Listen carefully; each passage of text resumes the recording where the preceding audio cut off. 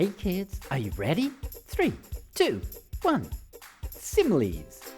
A simile compares two things using the words like or as. Writers use similes to help readers picture things and feel emotions. As blue as the sky. Colourful like a rainbow. I'm sure you've heard a lot of similes, and I bet you know what some of these mean. Easy as pie. That's right, it means simple. Blind as a bat means someone has poor eyesight. If you are wise as an owl, you're intelligent. As white as snow. Yes, it means white, pure white. As white as a piece of A4 paper held by a yeti in a snowstorm.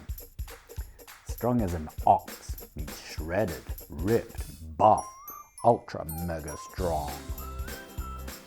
Now it's your turn. You can say the answer out loud if you like.